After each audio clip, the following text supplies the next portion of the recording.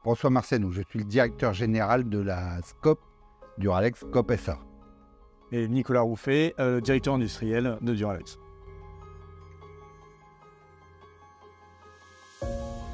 Duralex, c'est une gobeletterie. C'est Saint-Gobain qui a mis en place le brevet du verre trempé sur nos verres, nos fameux verres Duralex, donc depuis 1945.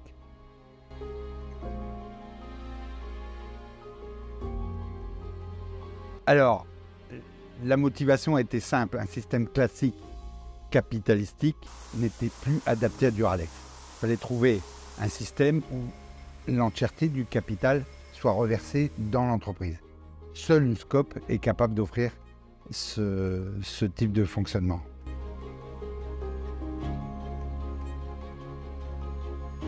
Il y a eu plusieurs défis. Le premier défi, ça a été d'abord de rassembler les équipes, de leur expliquer et ensuite de les convaincre qu'il fallait mettre de l'argent pour reprendre leur propre entreprise. 63% suivis au départ. Maintenant, notre prochain défi est donc de les faire adhérer dans le temps. Les salariés ont toujours été impliqués dans leur entreprise, ont toujours été soucieux de bien faire, de livrer de la qualité aux clients, de faire attention aux dépenses, de faire tout ça. Le fait que maintenant leur entreprise soit à eux, que tous les bénéfices dégagés vont rester dans l'entreprise et ou partagés entre les salariés, fait que en fait, l'implication est encore supérieure, elle est grandissante. Il y a des envies d'amélioration supplémentaires et en fait ce qui fait qu'ils, même s'ils étaient déjà impliqués, ils s'impliquent encore plus qu'avant.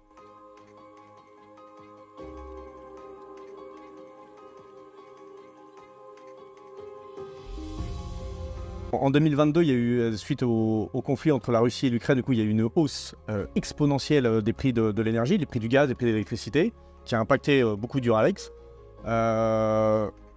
Aujourd'hui, avec la reprise en SCOP, nous avons signé des contrats pour 2024 et nous avons aussi déjà validé, pas plus tard que le mois dernier, les contrats de distribution d'électricité et de gaz pour 2025 à des prix inférieurs à ce qu'on payait à présent. Donc en fait, on est sécurisé pour 2025. Donc s'il y a un prochain conflit ou quelque chose qui explose, si les prix explosent, nous on paiera toujours le même prix.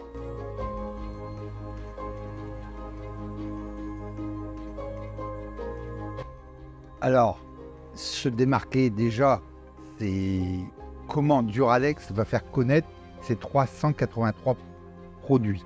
Parce qu'on a 383 produits qui sont disponibles à la vente et la maladie de Duralex et sa distribution. Donc pour ça, on a embauché un directeur commercial et marketing qui est en train de recruter une équipe commerciale et une équipe marketing pour redistribuer le produit Duralex et le remettre en haut des rayons afin que tout le monde puisse acheter du Duralex. D'ailleurs, n'hésitez pas, il y a le site internet. En attendant, vous pouvez acheter sur duralex.com.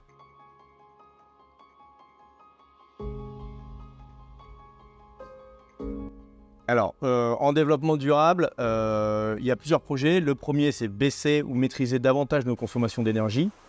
Aujourd'hui, on n'a pas des compteurs d'énergie sur tous nos équipements.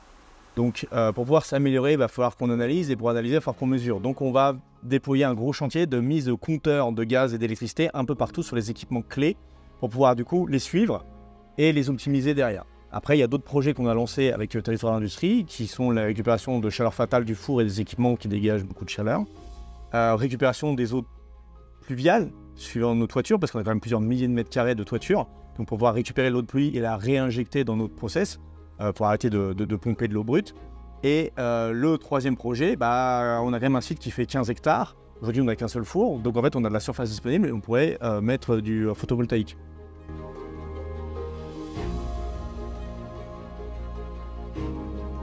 Aujourd'hui, sur les investissements, sur les outils de production, il y a plusieurs parties. Tout d'abord, sur la partie, sur le niveau du bouchon, on a des équipements globalement qui sont assez anciens. Il y en a qui arrivent plutôt en fin de vie, qui commencent un petit peu à peiner. Donc là-dessus, on a lancé un diagnostic. On va les changer et en profiter pour les moderniser. Automatiser beaucoup plus de choses, aller plus sur l'électronique que sur du mécanique, sur des choses comme ça. Pour aussi deux aspects. Le premier, c'est gagner en production, avoir un gain en production, un gain en qualité, un gain en temps de réglage, et aussi temps de réglage, aussi difficulté de réglage. Et donc aussi de travailler pour améliorer la pénibilité du travail pour les opérateurs, pour les régleurs, au quotidien.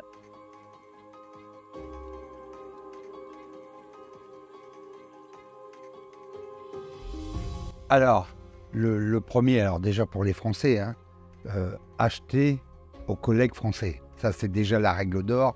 Avant d'aller acheter chinois, hein, je vous rappelle qu'acheter chinois, c'est acheter 3 fois. Hein, donc, achetons autour de soi. Duralex est un exemple. Hein.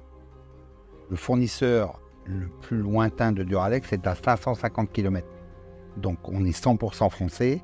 On a plus de 400 fournisseurs français. Je pense que les autres industriels doivent s'en inspirer. Il n'y a pas que le coût, que le coût, que le coût. Quand on pense qu'au coût, on finit par mourir. Hein.